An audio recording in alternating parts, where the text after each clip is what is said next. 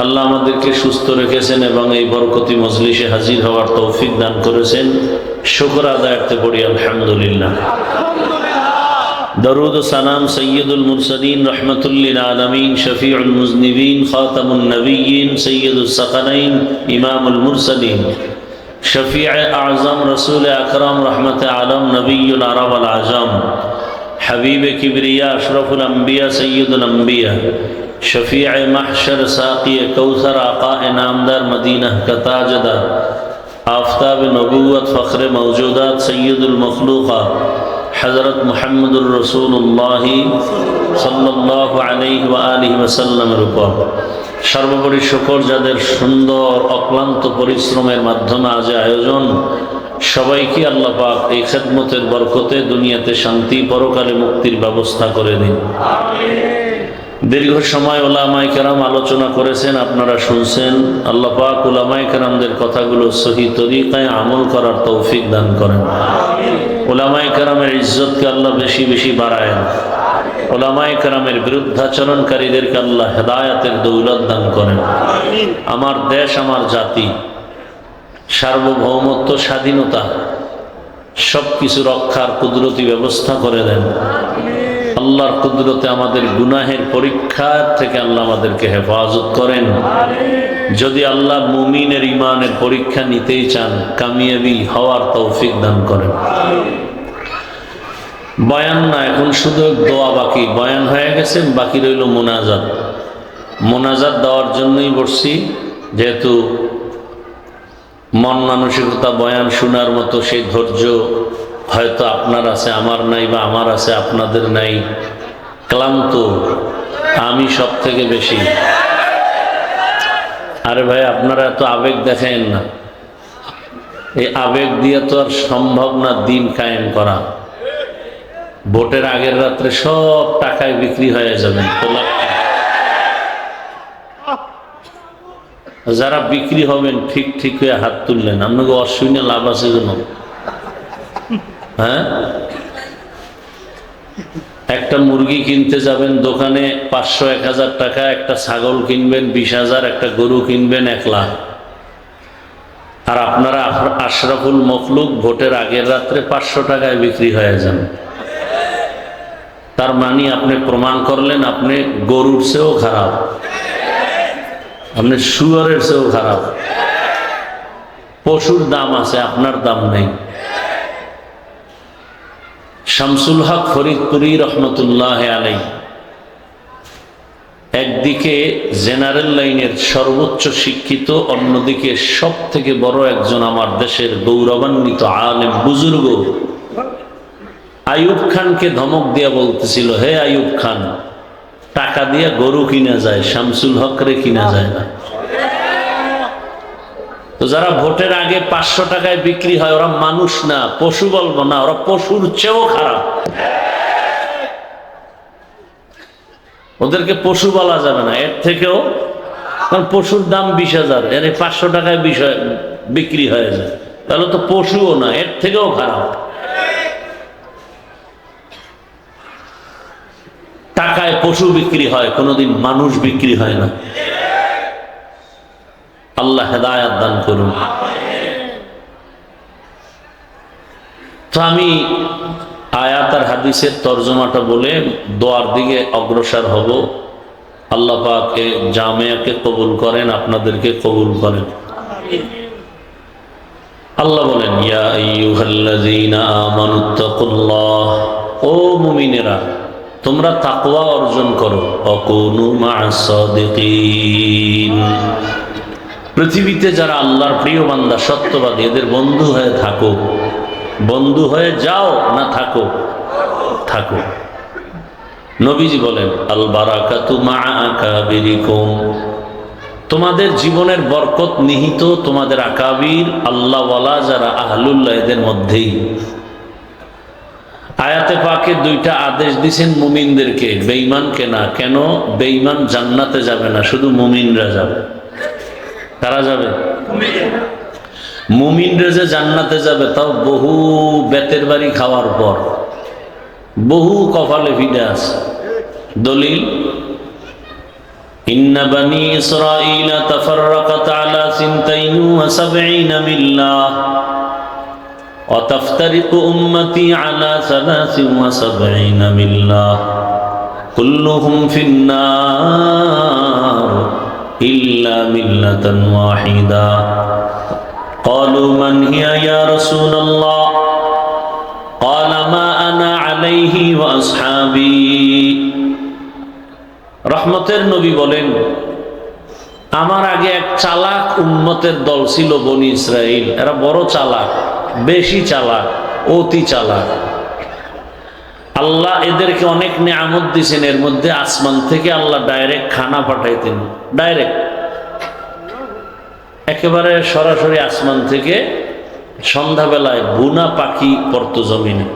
Direct একটা পাখি বুনা, আর যে নিশির পরে শিশির পরে এর মতো হালুয়া আল্লাহ দিতেন ডাইরেক্ট। কোনো কাজ নাই, কর্ম নাই, খাও আর আমারে ডাকো। তবে মুসা নবীকে বলছিলেন মজা পায় যেন আবার আগামীকালকের জন্য রেখে না দেয়, তাহলে কিন্তু বন্ধ করে দেব। আর যদি রেখে না দেয় আমি ব্যবস্থা করে দেব।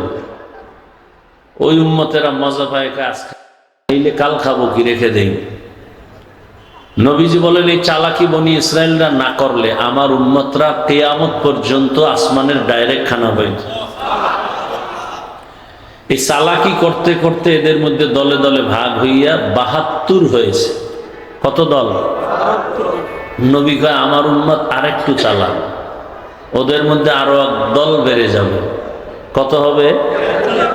এর মধ্যে সবাই জাহান্নাম। সবাই কোথায় যাবে? ইল্লা মিল্লাতান ওয়াহিদা, মাত্র একটা কাতার দল জান্নাতে যাবে। কয় দল? ক্বালু মান হিয়া ইয়া রাসূলুল্লাহ। সাহাবায়ে কেরাম বললেন পয়গম্বর, যেই দলটা জান্নাতে যাবে তাদের পরিচয় কি? নবী যদি বলতেন আমি মুহাম্মদকে মেনে চল, আমার আদর্শ যারা মেনে চলবে তারা জান্নাতে যাবে, এতটুকু কথা যদি বলতেন, এতটুকু কথাও তো যথেষ্ট ছিল।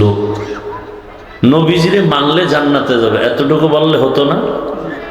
রহমতের নবী বলেন না, আমার আদর্শ আর আমার হাতে গড়া সাহাবায়ে কেরামের আদর্শ, এই দুইটা আদর্শকে সমন্বয় করে যারা জীবনকে চালাবেন এরাই শুধু বিনা হিসাবে জান্নাতে যাবে। তাহলে শুধু নবী কারা? সাহাবায়ে কেরাম। অতএব এই জমিনে যারা বলবে আমরা নবী মানি, রসুল মানি, সাহাবায়ে কেরামদেরকে মানি না, বা সাহাবায়ে কেরামের বিরুদ্ধে কথা বলবে আর লিখবে, এরা মুসলমান হলেও এরা ৭২ দল জাহান্নামীদের অন্তর্ভুক্ত।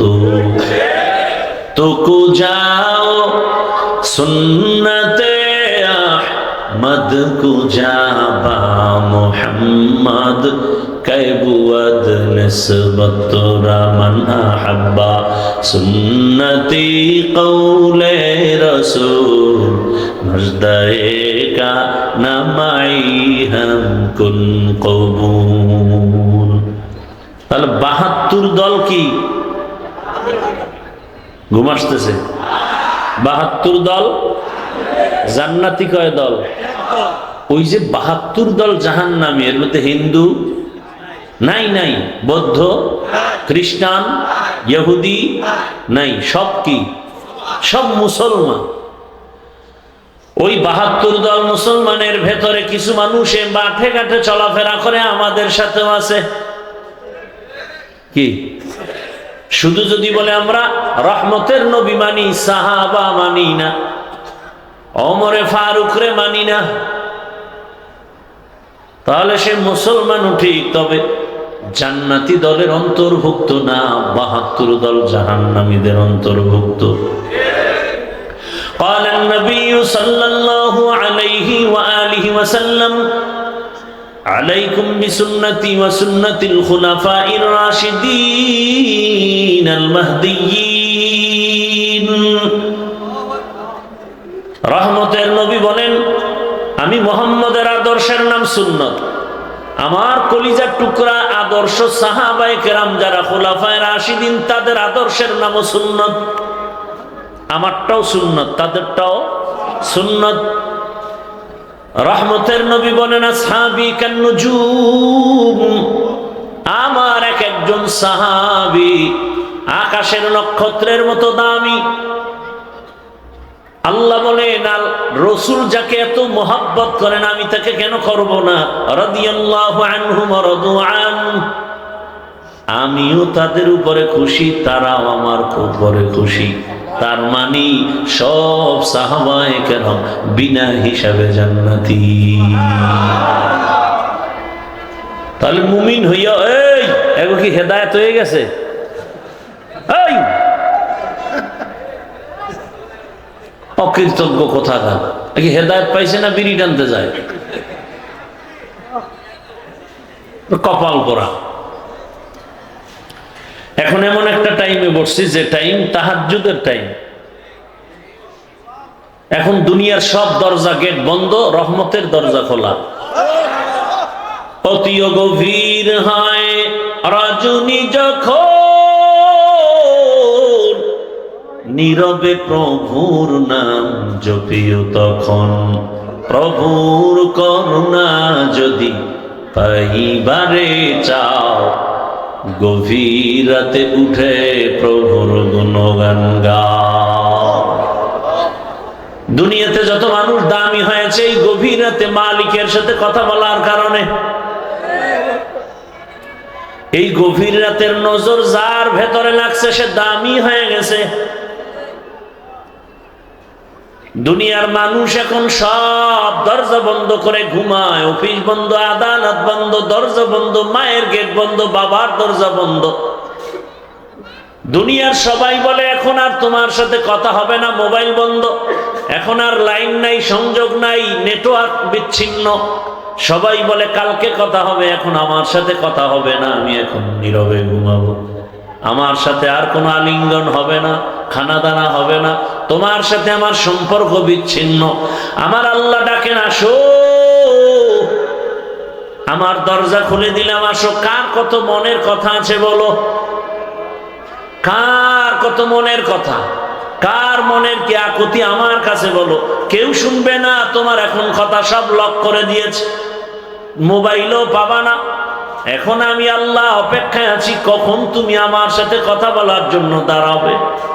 বান্দা তুমি ওযু বানাও আর যায় নামাজে 2 রাকাত নামাজ আদায় করে ডাক দাও, ইয়া রাব্বি গফিরলি। গুনাহ করেছো 50 বছর, আমি ক্ষমা করতে লাগবে 1 সেকেন্ড।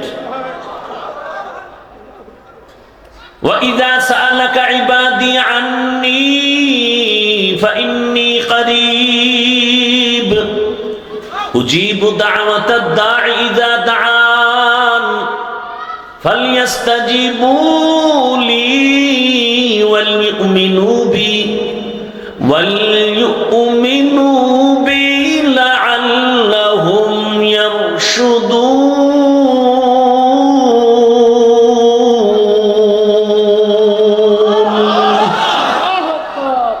हर गोरी देने को तू तैयार है, जो न मांगे उससे तू बेजार है। আল্লাহ বলেন, সাআলাকা ইবাদি, আমার বান্দা যখন আমারে সুয়াল করো, ডাকো, ফাইন্নী করিব, কই ডাকো, কই তাকাও, আমি তো তোর কাছেই। আল্লাহ কোথায়? আল্লাহ কোথায়? ওয়াফি أنفسكم أفلا تبصرون।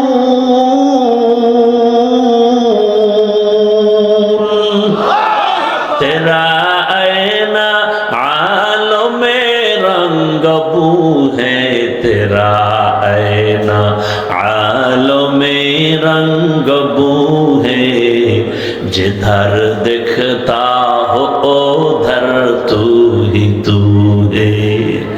আল্লাহ বলেন, বান্দা আমারে দেখতে চাও, আরে আমার বানানো শিল্পর দিকে তাকা, আসমানে তাকা, জমিনে তাকাও, আমার বানানো চাঁদের আলোর দিকে তাকাও, সূর্যের দিকে তাকাও।